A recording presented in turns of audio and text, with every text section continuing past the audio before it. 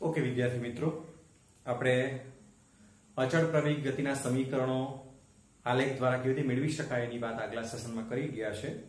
હવે આપણે વાત કરીશું ઉદાહરણ 3.3. કેટલાક ઉદાહરણો આપણે કરીશું. હવે ઉદાહરણ 3.3 શું છે જોઈએ. આપણે રકમ વાંચીએ. કલનશાસ્ત્રની રીતનો ઉપયોગ કરીને નિયમિત પ્રવેગી ગતિના સમીકરણ મેળવો. કલનશાસ્ત્રની રીતનો ઉપયોગ કરીને નિયમિત પ્રવેગી ગતિના સમીકરણ મેળવો. જોઈએ આપણે કેવી રીતે કલનશાસ્ત્રની રીતનો ઉપયોગ કરીને આપણે એ મેથડ થી શોધી શકીએ અચળ પ્રવેગ ગતિના સમીકરણો. તો સૌથી પહેલા આપણને ખબર છે કે પ્રવેગ એટલે શું. તો પ્રવેગ એ ઇઝ ઇક્વલ ટુ વેગનું સમયની સાપેક્ષ વિકલન. વેગનું સમયની સાપેક્ષ વિકલન. તો એને આપણે આ રીતે લખી શકીએ a into dt is equal to dv. આ રીતે લખી શકાય. dt ને આ તરફ લઈએ. therefore હવે આપણે એને સંકલન કરી લઈએ. સંકલન કલનશાસ્ત્રની રીત છે, જોજો સમજજો. તો આપણે એને સંકલન કરીએ આ રીતે. તમને આગળ આવશે એને સંકલન શીખવાનું તમને આવશે, પણ અત્યારે આપણે ખાલી ટૂંકમાં આને સમજી લઈએ. સંકલનથી આપણે એને અચળ પ્રગતિના સમીકરણો મેળવવાનું છે. ઓકે, હવે અહીંયા સંકલન શેના ઉપર છે? આ સાઈડે તો dt એટલે કે સમય પર છે. તો સમયની શરૂઆતની ક્ષણ શું છે? તો 0. સમયની શરૂઆતની ક્ષણ 0 છે, 0 સમય. અને પછી t સમય, બરાબર છે, 0 થી t. એના ઉપર આપણે સંકલન કરવાનું છે સમય ઉપર. ચાલો પછી આપણે અહીંયા વાત કરવાના છે dv ઉપર. વેગ ઉપર સંકલન છે. તો વેગ t = 0 સમયે વેગ આપણે ધારો કે v0 લઈએ. વેગ કેટલો છે? t = 0 સમયે વેગ v0. એને પ્રારંભિક વેગ કહીશું. અને અહીંયા આગળ લિમિટ અહીંયા મૂકીશું આપણે. આટલે લિમિટ મૂકીશું આપણે v. જોજો, અને v0 થી v સુધી આ લિમિટ કઈ મૂકીશું? v0 થી v સુધીની. આને કહીશું આપણે અંતિમ વેગ. તો આપણે જોઈએ આગળ એને કિંમત કેવી રીતે મેળવી શકાય. એ આપણે અચળ છે, સંકલન એનું થઈ શકે નહીં. અચળ પ્રવેગ છે એટલે એને બહાર કાઢી લીધો. સંકલન ફક્ત શેનું થશે? તો સમયનું સંકલન થશે 0 થી t. આને લિમિટ કહેવામાં આવે સંકલનની, કે આપણે ક્યાંથી ક્યાં સુધી આપણે સંકલન કરવાનું છે તે લિમિટ કહેવાશે. 0 થી t, બરાબર છે, એ લિમિટ કહેવાશે. ઓકે, ઇઝ ઇક્વલ ટુ જે અચળ છે એ બહાર કાઢી દીધું છે. હવે આ dv નું સંકલન શું થાય છે? તો v થાય છે. અને લિમિટ ક્યાંથી ક્યાં સુધીની છે? તો પ્રારંભિક v0 થી અંતિમ વેગ v સુધીની લિમિટ છે, બરાબર. ચાલો હવે આ તમને સમજાયું હશે કે ભાઈ આ dv ઇન્ટિગ્રેશન dv બરાબર v કેમ. તો એ તમારે યાદ રાખવાનું અત્યારે કે ઇન્ટિગ્રેશન dx જો હોય તેનું સંકલન શું થાય? x થાય. ઇન્ટિગ્રેશન dy હોય તો કિંમત જ યાદ રાખવાની, સંકલન શું થાય? y. તેમ અહીંયા ઇન્ટિગ્રેશન dv સંકલન dv એની કિંમત શું થશે? v જેટલી થશે, બરાબર છે. ઓકે, આની જેમ જ. તો એ યાદ રાખીશું. therefore a, હવે આ જે છે ઇન્ટિગ્રેશન dt છે, તો સવાલ જ નથી એનું સંકલન શું થશે? ઇન્ટિગ્રેશન dt નું સંકલન તો t થશે. તો therefore અહીંયા લખીશું આપણે t, બરાબર છે. કઈ ક્યાંથી ક્યાં સુધી લિમિટ છે? 0 થી t સુધીની લિમિટ છે. 0 થી t સુધીની લિમિટ છે. તો ઇઝ ઇક્વલ ટુ આપણે અહીંયા v એની લિમિટ v0 થી v સુધીની છે. તો આપણે પહેલા શું મૂકીશું? અપર લિમિટ મૂકીશું માઈનસ લોઅર લિમિટ. આ રીતે એને કરવાનું હોય. અપર લિમિટ પહેલા મૂકવાની અને ડિફરન્સ એકવાર v બરાબર આ v મૂકવાનું, એકવાર v બરાબર v0 મૂકવાનું. તો આ રીતે મૂકાશે. તેમ અહીંયા પણ એ જ રીતે આપણે લિમિટ મૂકીશું a અને t ની લિમિટ એકવાર t ની લિમિટ આપણે એકવાર t મૂકીએ અને એકવાર 0 મૂકીએ તો શું થશે? t - 0 is equal to v minus v0. ચાલો therefore હવે મળશે આપણને at is equal to v minus v0. therefore v is equal to v0 plus at. તો આ થયું તમારું પહેલું અચળ પ્રવેગી ગતિનું સમીકરણ, બરાબર. જે આપણને આ એક સૂત્ર ઉપરથી મળ્યું છે, આ શરૂઆતનું સૂત્ર. આ આપણને પ્રવેગ is equal to dv by dt એના ઉપરથી આપણે એ મેળવ્યું છે, બરાબર. એ યાદ રાખીશું આપણે અહીંયાથી આ રીતે. તો આ પહેલું અચળ પ્રવેગ ગતિનું સમીકરણ છે. ઓકે વિદ્યાર્થી મિત્રો, સેકન્ડ ઇક્વેશન આપણે મેળવી અચળ પ્રવેગ ગતિનું. તો આપણને ખબર છે કે વેગ બરાબર dx by dt. x એટલે સ્થાન, સમયની સાપેક્ષે સ્થાનનું વિકલન એટલે વેગ. ઓકે, હવે આપણે એને કેવી રીતે આગળ સ્ટેપ કરવાનું છે જોઈએ. અહીંયા આપણે લખી શકીએ v dt is equal to dx એમ લખી શકીએ. બરાબર છે. ચાલો therefore હવે અહીંયા સંકલન કરીશું આપણે આ રીતે. ચાલો લિમિટ મૂકીએ. તો અહીંયા આગળ સમય પર સંકલન કરવાનું છે, તો t equal to 0 થી t equal to t. અને આ સ્થાન ઉપર સંકલન કરવાનું છે, તો t equal to 0 સમયે સ્થાન આપણે x0 ધારી લઈએ અને t equal to t સમયે આપણે સ્થાન x ધારી લઈએ. ચાલો હવે આપણે આ v જે છે તે આપણને ખબર છે, સમીકરણ 1 પરથી આપણને ખબર છે v is equal to શું છે, v0 plus at. તો એ કિંમત અહીંયા મૂકી દઈએ, તો ઇન્ટિગ્રેશન v0 plus at બરાબર છે, v ની જગ્યાએ into dt is equal to, ચાલો અહીંયા આગળ આપણે સંકલન કરી જ નાખીએ. ઇન્ટિગ્રેશન dx નું સંકલન શું થશે, x થશે, અને પછી મૂકીશું એને x0 થી x લિમિટ મૂકીશું આપણે. બરાબર, આ લિમિટ પાછી અહીંયા મૂકી દેવાની. ઇન્ટિગ્રેશન dx એટલે આપણને ખબર છે એનું મૂલ્ય કેટલું થાય છે, x જેટલું થાય છે. ચાલો હવે અહીંયા આગળ લિમિટ 0 થી t છે જ ઓલરેડી. ચાલો હવે આપણે આને છૂટું પાડીએ. આ સંકલન જે છે તો આપણે આને આ રીતે છૂટું પાડી શકીએ. ઇન્ટિગ્રેશન v0 into dt બરાબર છે, પ્લસ ઇન્ટિગ્રેશન at dt આ બરાબર છે. આ રીતે છૂટા પાડીએ. લિમિટ તો 0 થી t છે જ ઓલરેડી, તે મૂકી દઈએ ઇઝ ઇક્વલ ટુ, ચાલો આને લખી શકીએ આપણે x ઇક્વલ ટુ એકવાર x મૂકીએ અને એકવાર x0 મૂકીએ, ડિફરન્સ લઈએ. તો આ રીતે x x0 કરી શકીએ. ચાલો હવે આની કિંમત આપણે કેવી રીતે મેળવવાની છે તે જોઈએ. આ બાજુ આવી ગયા આપણે. ચાલો therefore v0 બરાબર છે, પ્રારંભિક વેગ બરાબર એ કોન્સ્ટન્ટ છે. પ્રારંભિક વેગ તો અચળ જ છે, અમુક પ્રારંભિક વેગ સાથે પદાર્થ ગતિ શરૂ કરી છે અને અચળ ધારી લઈએ તો આપણે છે ને v0 ને બહાર કાઢી શકીએ. તો ઇન્ટિગ્રેશન 0 થી t dt આમ થશે. ચાલો પછી પ્લસ અહીંયા આગળ આપણે જે અચળ છે તેને બહાર કાઢી લઈએ. પ્રવેગ પણ અચળ છે એને બહાર કાઢી લીધું, તો ઇન્ટિગ્રેશન t dt થશે. બરાબર છે, 0 થી t બરાબર ઇઝ ઇક્વલ ટુ આપણને છે મળેલું x x0. ચાલો હવે આની કિંમત તમે જોજો, v0 અને ઇન્ટિગ્રેશન dt ની કિંમત t થશે અને લિમિટ મૂકીએ આની તો 0 થી t પ્લસ a અને આની કિંમત શું થશે તો t2/2 t2/2 આની કિંમત જોજો. આ શું છે, ઇન્ટિગ્રેશન સંકલન t dt છે.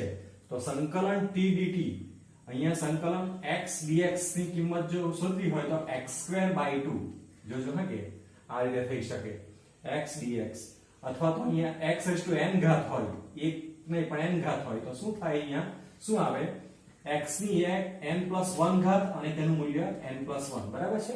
આ રીતે જો x ની n ઘાત dx હોય તો તેની કિંમત કેટલી આવે, xn+1/n+1 આ રીતે આવે. તો તે પ્રમાણે અહીંયા પણ t dt ની કિંમત શું આવશે, tn+1. n કેટલા છે, અહીંયા 1 છે તો 1+1 એટલે 2. આના પ્રમાણે જોજો બરાબર.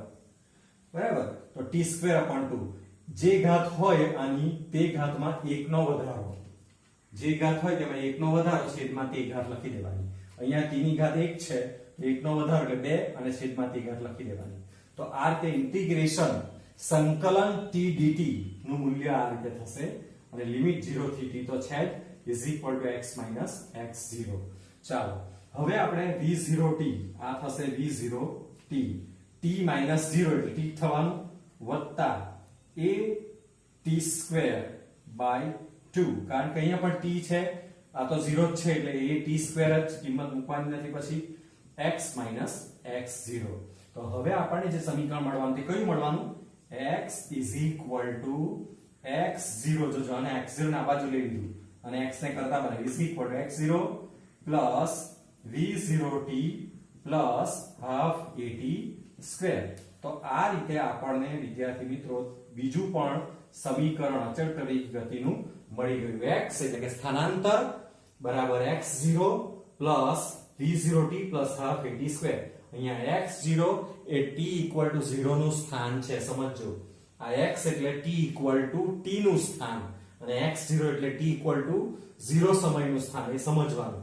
v0 એટલે t = 0 સમયનો વેગ v0 એટલે t = 0 સમયનો વેગ બરાબર છે તો આ જે સમીકરણ છે તે t સમય માટે સ્થાનાંતરનું સમીકરણ છે t સમયમાં સ્થાનાંતરનું સમીકરણ છે આ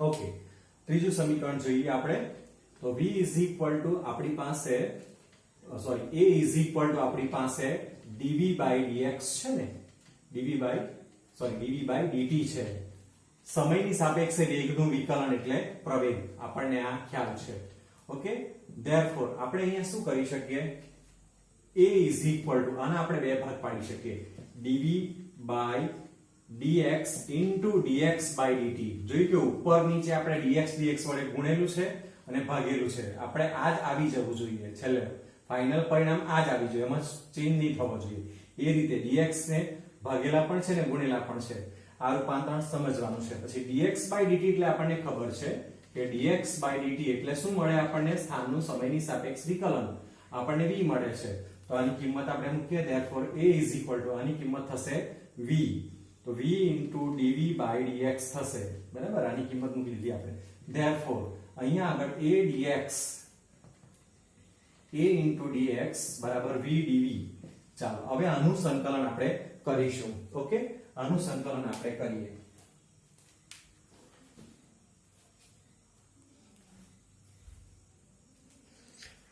આનું સંકલન આપણે કરીશું a dx અને v dv એનું સંકલન કરીએ a dx v dv તો ઇન્ટિગ્રેશન અહીંયા dx પર છે એટલે કે સ્થાન પર સંકલન છે એટલે આપણે અહીંયા કરી શકીએ x0 થી x પ્રારંભિક સ્થાન અંતિમ સ્થાન અહીંયા આગળ સંકલન dv પર છે એટલે કે વેગ પર છે તો પ્રારંભિક વેગ v0 છે અંતિમ વેગ v છે તો એવી રીતે લિમિટ મૂકીશું આપણે ચાલો હવે આપણે સંકલન આનું શું થશે પ્રવેગ અચળ છે બહાર કાઢી લઈએ અને સંકલન ફક્ત dx નું થશે અને લિમિટ છે x0 થી x તો લખવાની is equal to v તો v dv હવે અહીંયા જોજો તમે હમણાં જ આપણે જોઈ ગયા કે integration x⁻n dx is equal to x⁻n + 1 upon n + 1 એટલે ઘાત જે હોય તેમાં એક ઉમેરાય અને છેદમાં તે ઘાત લખવાની તો v ની ઘાત 1 તો અહીંયા આગળ કઈ ઘાત ઉમેરાશે v² થશે છેદમાં તે ઘાત આવશે આની કિંમત એટલી થશે તો લિમિટ મૂકીએ v0 થી v જેટલી therefore a અહીંયા ઇન્ટિગ્રેશન dx એટલે આપણને ખબર છે ઇન્ટિગ્રેશન dx = x માટે x અહીંયા લખી શકીએ આપણે લિમિટ મૂકીએ x0 થી x હવે આપણે અહીંયા લિમિટ મૂકીશું એકવાર v બરાબર v મૂકીને એકવાર v બરાબર v0 મૂકીને બેનો તફાવત લઈએ તો અહીંયા v²/2 v02/2 હવે જે ડિફરન્સ એકવાર v ની કિંમત v મૂકી અને એકવાર v ની કિંમત v0 મૂકી ચાલો અહીંયા પણ તે જ રીતે therefore a અહીંયા એકવાર x બરાબર x મૂકીએ માઈનસ એકવાર x બરાબર x0 મૂકીએ is equal to v² v02/2 આવી રીતે લખી શકાય ચાલો અહીંયા આગળ આને હવે આ સાફ કરી નાખીએ આપણે હવે આ જોજો તમે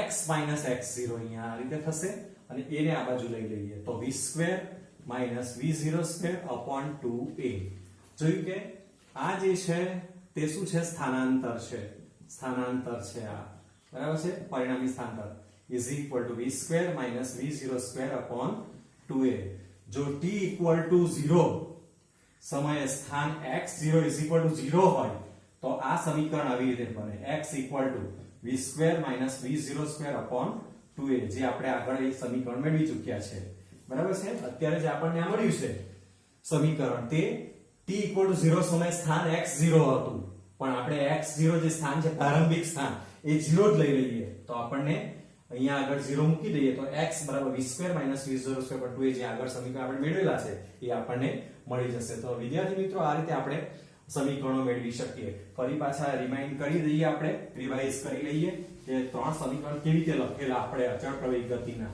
બરાબર તો આપણે ત્રણ સમીકરણો લખેલા પહેલું સમીકરણ v = v0 + at બરાબર છે આ અંતિમ વેગ આ પ્રારંભિક વેગ t સમયમાં આ અંતિમ વેગનું સમીકરણ એવું કહી શકાય t સમયે અંતિમ વેગનું સૂત્ર આ કહી શકાય ચાલો બીજું સમીકરણ જે છે તે આપણે સ્થાનાંતરનું મેળવ્યું x = v0t + half at square આ મેળવેલું.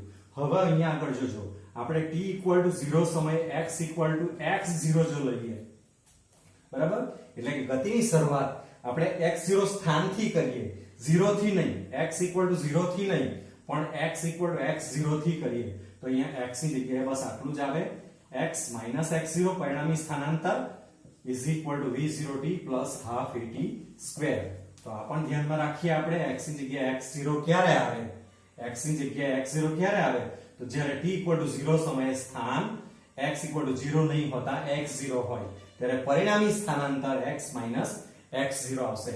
દાખલા તરીકે આ એક કાર છે બરાબર, સુરેખ પથ પર ગતિ કરી રહી છે, t = 0 સમયે અહીંયા છે, x = 0 આટલે છે t = 0 સમયે કાર, અને t = t સમયે કાર અહીંયા x = x પાસે પહોંચે છે તો પરિણામી સ્થાનાંતર કેટલું થશે તો આ x જેટલું કહેવાય બરાબર છે. પણ જો ધારો કે આ સુરેખ પથ પર કાર ગતિ કરી રહી છે, આ એનું આ x = 0 સ્થાન છે પણ t = 0 સમયે ઓલરેડી પહેલેથી જ કાર x = x0 પર છે અને પછી t = t સમયે એ આટલે x = x પાસે પહોંચે તો સ્થાનાંતર t સમયમાં એને કેટલું કર્યું કહેવાય તો આ જે છે 0 થી આ અંતર કેટલું છે x = x છે, આ અંતર t સમયમાં કાપેલું અંતર આ x = x છે અને આટલેથી આ અંતર કેટલું છે તો x0 છે, આ તમે જોઈ શકો છો આ 0 છે x = પણ આ x = x0 છે કારણ કે t = 0 સમયે કાર અહીંયા છે તો આ જે થવાનું 0 થી t સમયમાં જે સ્થાનાંતર થવાનું તે આટલું થવાનું, તે કેટલું થાય ટોટલ x - x0 એટલે કે x - x0 જેટલું જ સ્થાનાંતર t સમયની અંદર થાય તો ત્યારે આપણે x ની જગ્યાએ x - x0 લખી શકીએ છીએ. એ વાત તમારે ધ્યાનમાં રાખવાની રહેશે. ઓકે, ચાલો અને ફાઇનલ સમીકરણ તો આપણે હમણાં શીખી ગયા છે, ત્રીજું થર્ડ કે x - x0 = v² - v02 2a. આ ફાઇનલ સમીકરણ છે અચળ પ્રવેગી ગતિનું. હવે અહીંયા પણ x0 = 0 લઈ લઈએ તો સમીકરણ પહેલાના જેવું થઈ જશે, x = v² - v02 2a થઈ જશે. તો આ પણ સમીકરણ બરાબર રીતે સમજવાનું કે ક્યારે x લેવાનું અને ક્યારે x - x0 લેવાનું. Okay, thank you.